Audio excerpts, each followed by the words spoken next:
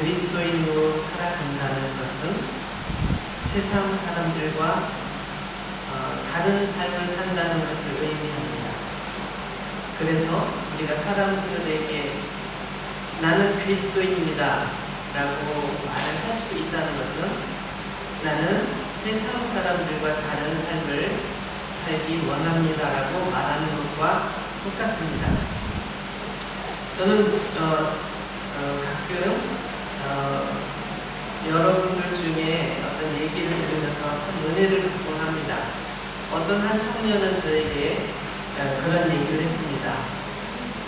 프랑스의 가정들이 너무 힘든 가정들이 참 많은 것 같아요. 제 친구가 너무너무 힘들어서 저하고 얘기를 하고 싶다고 얘기를 해서 밤 늦게까지 얘기를 했대요. 밤 늦게까지 얘기를 해주면서 그 친구가 너는 참 부럽다. 너는 늘 마음이 굉장히 편안한 것 같고 늘 참 나에게 따뜻한 말을 해주고 그래서 늘 고맙다. 그러면서 너가 믿는 하나님은 어떤 분이냐 이렇게 물어보네요. 그래서 그 친구에게 너가 예수님을 믿지는 않지만 내가 너를 위해서 기도해줘도 되겠니? 이렇게 얘기를 하면 기도해달라고. 그래서 그 친구에게 기도해주고 상담해줬다는 얘기를 어떤 청년이 해주더라고요. 또 한 다른 청년은 다른 도시에 살고 있는 청년인데 저희 교회 이제 예배를 드리러 왔다가 친구와 약속이 있어서 친구를 교회에 데리고 가게 됐어요. 그래서 그 친구를 데리고 교회 가기 위해서 다시 자기가 살던 도시로 갔다가 또 예배 마치고 다시 목표로 내려오는 청년도 있더라고요. 어떤 청년은 어떤 분은 청년은 아니고 어떤 분은 한인들을 굉장히 열심히 돕는 분이 계세요. 근데 저에게 그렇게 얘기를 하시더라고요. 목사님과 제가 조용히 말씀드리는데 제가 예수님을 믿기 때문에 예수님의 사랑으로 내가 이렇게 이런 일들을 하고 있습니다. 이런 일을 통해서 그분들이 예수님을 알았으면 좋겠고 또 내가 예수님의 사랑을 그렇게 표현했으면 좋겠습니다 라고 말씀하시는 분이 계시더라고요. 저는 그런 얘기를 들을 때 너무너무 고맙고 감사해요. 우리가 예수님을 믿는다는 것은 우리에게 큰 힘이 되고 능력이 되신 분이 우리 백그라운드가 되기 때문에 때로는 너무 힘들어서 도와주세요. 저 좀 살려주세요. 저를 고쳐주세요. 저를 이 문제를 해결해주세요. 간절히 기도하고 매달리고 그럴 수 있지만 거기에서 끝나는 것이 아니라 내가 받은 은혜를, 내가 받은 기쁨을, 내가 받은 평안과 위로를 내 주변에 있는 힘든 분들과 나누고 그들에게 예수님의 사랑을 전해주고 그들도 그 사랑 안에 들어올 수 있도록 그렇게 하면 좋겠다. 그런 마음으로 애쓰는 모습이 저는 더 귀하지 않나.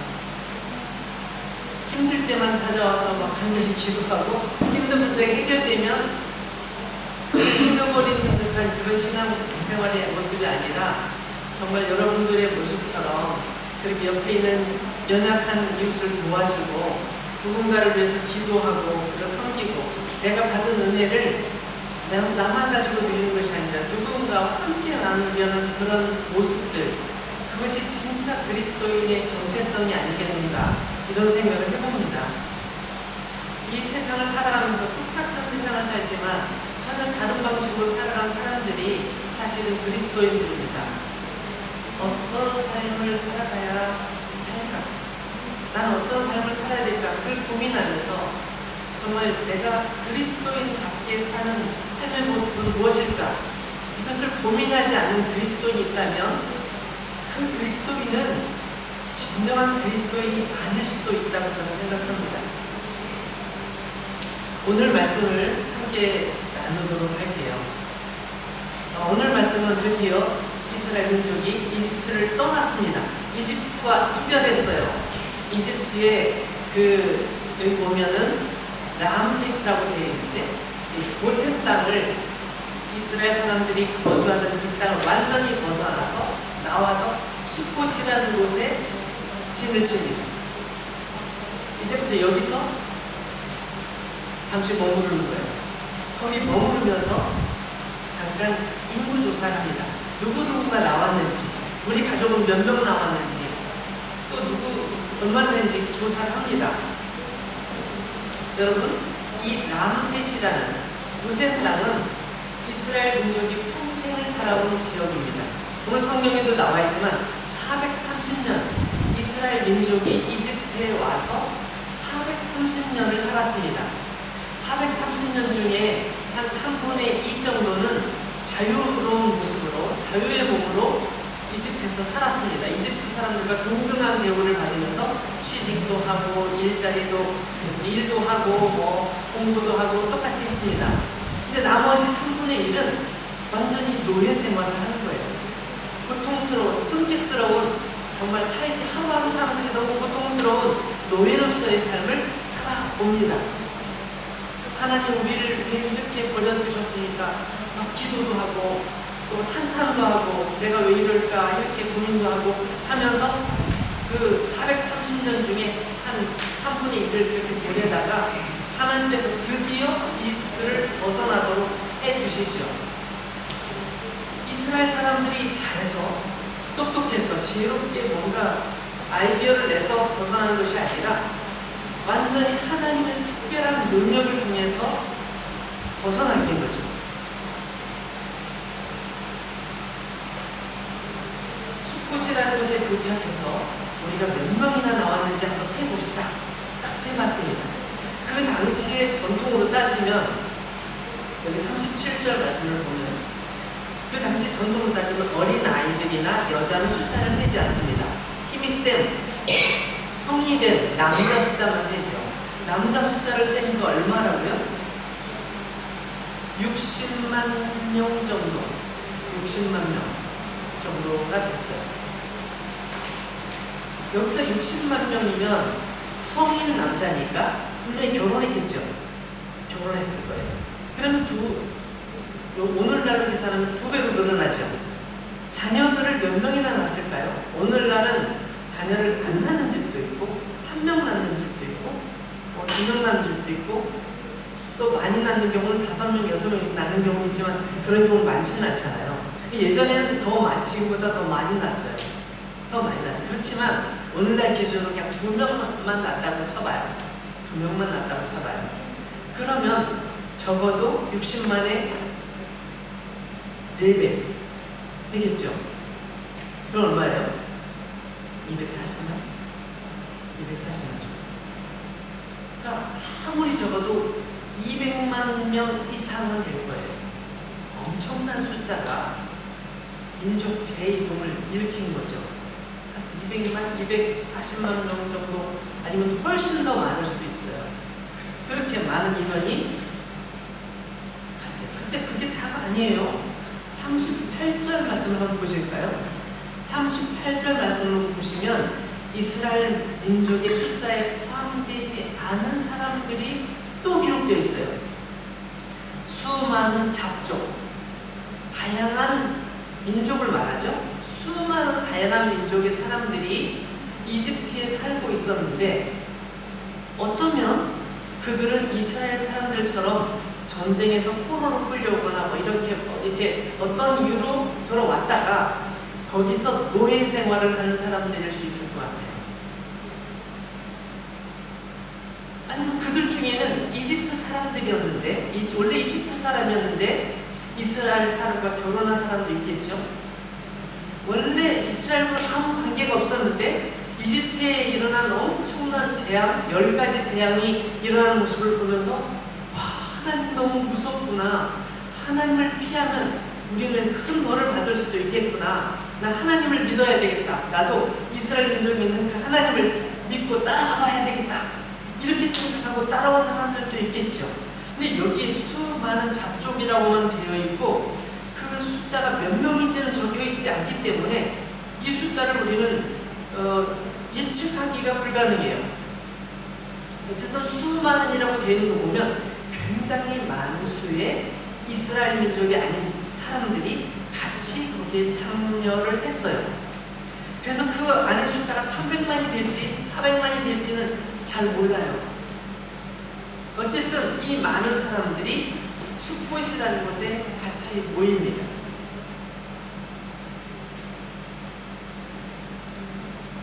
저는 이 수많은 잡족이란 이 말씀을 읽으면서 모든 사람들에게 허용하는 우리가 이집트를 나오는 것은 우리 민족만 나올 거야. 파라오가 우리에게만 허락해줬어. 너희들은 오지 마. 우리만 갈 거야. 이렇게 말하지 않고 모든 사람을 수용한 이스라엘 민족의 모습들을 보면서 큰 감동을 받았어요. 근데 이 말씀을 이렇게 생각하고 있는데 말씀이 떠올랐습니다. 예수님께서 하신 말씀, 수고하고 무거운 짐진 자들아 다 내게로 오라.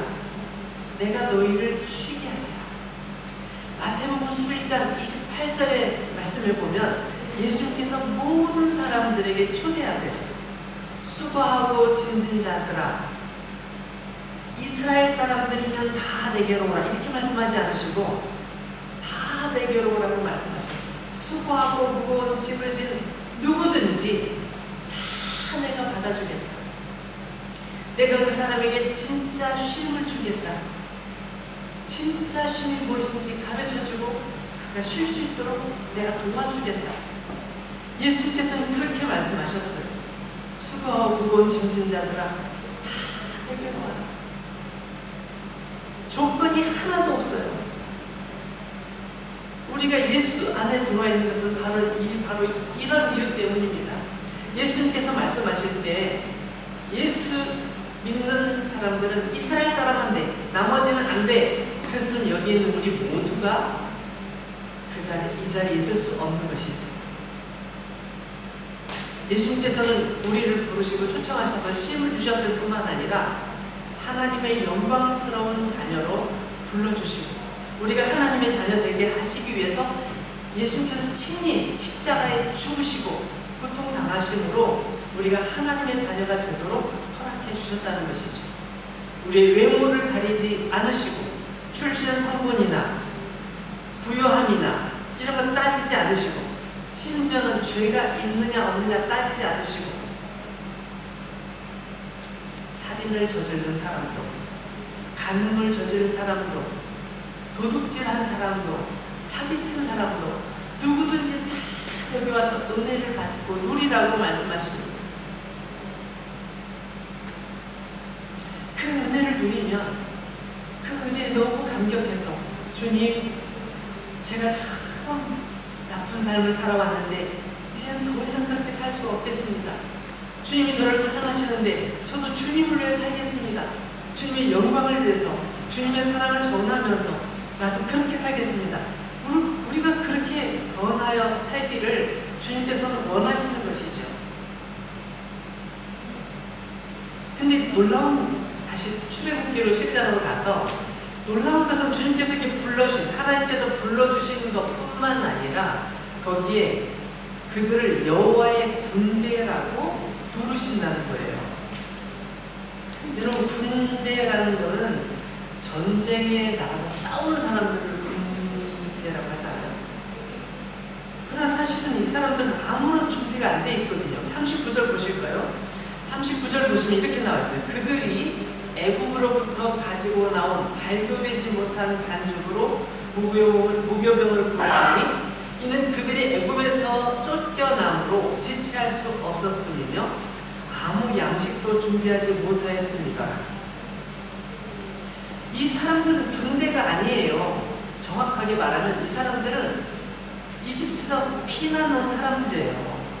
그래서 광야에서 생활할 아무런 준비가 안 돼 있어요. 심지어는 가지고 온 밀가루 반죽에 넣을 누룩조차도, 이스트조차도 준비를 하지 못했어요.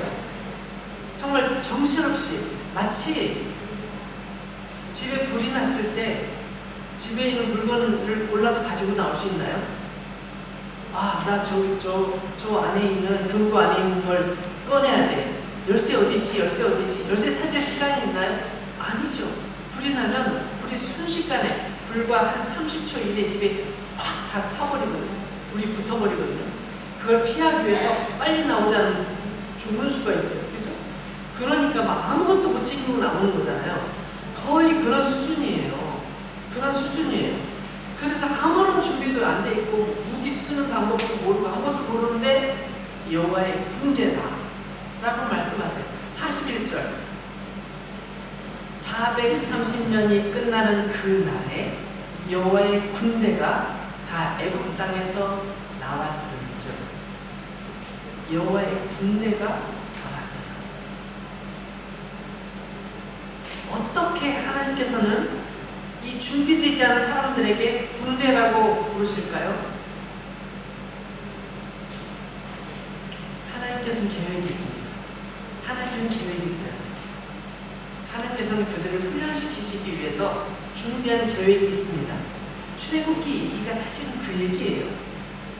그래서 출애굽한 이스라엘 민족이 숫곳에서 잠시 머문 다음에 이제 광야 쪽으로 쭉 걸어 들어갑니다.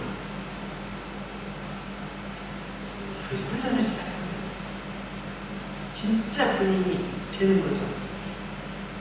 여러분 군대 갔다 오신 분들은 잘 아시겠지만 군대 가면은 처음에 딱 들어갈 때는 다 이렇게 사복을 입고 들어갑니다. 다 이렇게 들어갈 때도 이렇게 들어가고 잠도 제대로 못 잤는데 어떤 사람은 술을 너무 많이 마셔서 피곤해 막 이러면서 피곤해 막 이러면서 갑니다.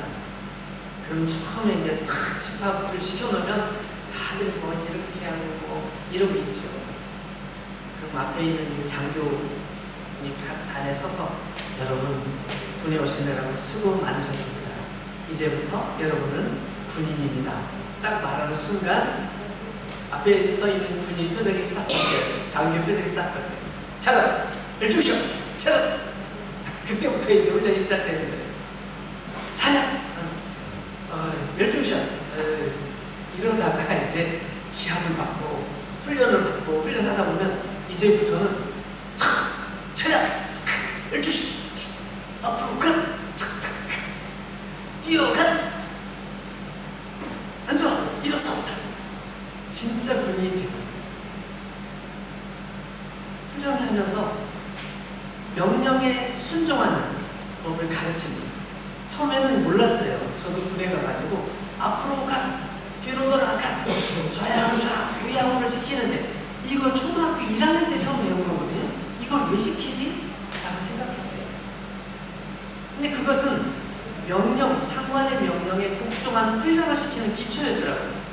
시간이 지나면 지날수록 점점 군인이 돼가면서 명령에 복종하고 또 전쟁을 할 수 있는 능력을 갖춘 힘을 갖추고 또한 같이 힘을 하는 협동심을 기르고 이 다양한 것들이 그 코스 안에 전부 있는 거예요. 그래서 군대 4주 신병훈련을 딱 마치고 나면 그때부터는 진짜 군인이 되는 거예요. 적군이 나타나면 언제든지 방아쇠를 감겨서 싸울 수 있는 총을 쏠 수 있는 군인이 되고 총이 없으면 몸으로 부딪혀서 싸울 수 있는 그런 힘을 갖게 되고 또 내가 힘들면 옆에 있는 동료와 함께 싸울 수 있는 힘이 생기고 진짜 군인이 되가는 거예요. 그래서 제가 훈련 받을 때는 4주 기본 훈련을 받았는데 그 훈련 받기 전과 훈련 받은 후의 모습이 완전히 달라져요. 그래서 진짜 군인은 이런 모습입니다. 아무리 군복을 입으면 뭐합니까? 이렇게 서가지고 뭐 명령도 못 따르고 그런 사람은 군인이 아니죠. 군복 입은 사람이 이제 군인이 아니에요. 그런데 정말 훈련을 받고 다 무장한 사람은 진짜 군인인 거죠. 여러분 특수훈련을 받는 특수부의 사람들 있죠? 그 사람들은 어떻게 훈련을 받아요? 더 심하게 훈련을 받아요. 수영을 해야 되는데 저는 수영할 줄 모르는데요? 그래 괜찮아 수영 가르쳐줄 수 있어. 이병헌 집사님 어떻게 가르칩니까? 물속에 집어넣죠? 맞아요. 바다에서 3km 떨어진 곳에 그냥 바닷가에서 3km 떨어진 바다 안에 풍덩 넣어주고 나와 그렇게 얘기한대요. 강하게 훈련시킨 거예요. 내가 죽지 않게 해서 팔걸음치다 보면 수영을 배우고 나중에는 휘파람 불면서 여유 있게 해안가로 이제 헤엄쳐 나오는 거죠. 강하게 훈련시킨 만큼 강한 군사가 되고 적진은 아무리 위험한 곳에 있어도 자기 몸을 보호할 수 있는 이병 육사처럼 특수훈련을 받는 사람들은 비행기에서 뛰어내려도 무서워하지 않고 바다 한가운데 떨어져도 두려워하지 않고 심지어는 아무것도 없는 산속에 들어가도 수십 일 동안 생존할 수 있는 능력을 갖추게 되는 거죠. 강한 훈련을 받습니다. 하나님께서는 이스라엘 민족을 아무런 준비되어 있지 않은, 하나님 대해서도 알지도 못하고 하나님 뜻이 무엇인지 순종이 무엇인지 알지도 못하는 그들에게 준비를 시키고 계셨습니다. 그래서 하나님께서는 그들을 너희는 나의 군대다, 하나님의 군대다, 여호와의 군대라고 그렇게 부르고 계시는 것이죠. 41절 다시 한번 읽어볼까요? 430년이 끝나는 그 달에 여호와의 군대가 다 애굽 땅에서 나왔다. 하나님께서는 430년이라는 기간을 세고 계셨습니다. 하나님의 계획이 있으셨던 거죠. 430년이 된 바로 그때 내가 이스라엘 민족을 이집트에서 나오게 할 것이다. 내가 그들을 훈련하여 이제 하나님의 백성, 나의 백성으로 만들겠다. 계획을 가지고 계셨던 것이죠. 여러분, 우리는 여호와의 군대에 속한 사람들입니다. 우리는 아직 부족합니다. 여전히 훈련이 필요합니다. 훈련은 결국 쉽지 않아요. 쉽지 않습니다. 그냥 휘파람 불면서 할 수 있는 훈련이 아니에요. 그러나 하나님께서는 그 훈련을 우리가 받기를 원하십니다. 군인은 군인다울 때 가장 멋있습니다. 그리스도인은 그리스도인다울 때 가장 멋있습니다. 저는 한국의 그 정치 상황, 전 정치는 잘 몰라요. 근데 어떤 분이 앞에 나와서 연설을 하는데 그런 얘기를 하시더라고요. 저는 그 너무 마음에 들었어요. 저는 그리스도인입니다. 그래서 저는 거짓말을 하지 않겠습니다. 저는 이 자리에서 하는 말이 저의 진실임을 고백합니다. 그렇게 말을 시작을 그렇게 하더라고요. 저는 그분의 정치 성향이나 그런 거 잘 몰라요. 그렇지만 그 말은 저는 너무 멋있었어요. 그리스도인으로서 세상 사람들 앞에서 거짓말하고 속이고 다른 사람을 아주 불행하게 만들고 이런 일들을 하는 그런 그리스도인이 아니라 나는 그리스도인입니다. 난 그런 거 절대 못해요. 난 그런 거 못합니다. 내가 감옥에 가나 있어도 난 그거 못합니다. 이렇게 말할 수 있는 사람이 진정한 그리스도인이 아닐까요? 진정한 여호와의 군대, 여호와의 군사가 아닐까요? 여러분, 하나님께서 우리를 훈련시키실 것입니다. 지금도 훈련시키고 계시고 앞으로도 훈련시키실 것입니다. 어떤 훈련을 받길 원하십니까? 약한 훈련, 저는 대충대충한 훈련을 받길 원하십니까? 아니면 강한 훈련을 받길 원하십니까? 강한 군사가 될 겁니까? 약한 군사가 될 겁니까? 하나님의 군대 안에도 강한 군사가 있고 약한 군사가 있더라고요. 강한 군사가 되려면 강한 훈련이 필요합니다. 때로는 눈물 날 수도 있습니다. 너무 고통스러울 수도 있습니다. 하나님 왜 나에게 이렇게 고통스럽게 하십니까? 이런 생각이 들 수도 있어요. 그러나 하나님께 나를 강하게 훈련시키시는 거라면, 그걸 내가 느끼는 사람이라면 좋습니다. 저도 이겨내겠습니다. 더 강함을 저에게 허락해 주셔도 됩니다. 저 이겨보겠습니다. 저는 할 수 있습니다. 왜냐하면 주님께서 저를 도우실 거니까 저는 할 수 있습니다. 라고 고백할 수 있습니다. 하나님, 전 대충 해도 괜찮아요. 그냥 대충 살게요. 대충. 그럴 수도 있어요. 어떤 사람이 되시겠습니까? 제가 군에 있을 때, 군대 얘기 잠깐 싫어하실 텐데, 제가 아주 귀에 못 박히도록 들었던 얘기가 있습니다. 훈련에서 흘린 땀 한 방울이 전쟁터에서 피 한 방울과 똑같다. 훈련에서 흘리는 땀 한 방울이 전쟁터에서 생명을 잃느냐 구하느냐 그 정도로 중요하다는 거예요. 훈련을 강하게 받은 만큼 세상 속의 그리스도인으로 완전하게 서서 살아갈 수 있는 것이죠. 우는 사자처럼 달려드는 세상의 악한 것들이 우리를 위협하고 우리를 짓누른다 할지라도 이까짓 거 아무것도 아니지. 나는 주님의 훈련받은 군사야. 난 여호와의 군대야. 라고 고백할 수 있는 우리가 되었으면 좋겠습니다. 사랑하는 여러분, 우리는 누구입니까? 나는 누구입니까? 나는 하나님의 군대, 나는 하나님의 군사입니다. 우리의 정체성을 분명히 하시길 바랍니다. 세상과 싸워야 할, 죄와 싸워서 반드시 이겨야 할 영적인 군사, 우리는 그 군사입니다. 전 오늘 여호와의 군대라는 이 말씀의 이 부분을 읽으면서 너무 멋있다. 나는 어떤 모습으로, 어떤 멋있는 군사로 하나님 앞에 설 것인가? 나는 주의 군사로서 어떤 모습으로 하나님 앞에 나의 모습을 드릴 것인가 생각해 봤습니다. 우리 모두가 다 하나님 앞에서 멋진, 힘있는, 하나님께서 기뻐하시는 그런 영적 군사가 되기를 주의 이름으로 축원합니다.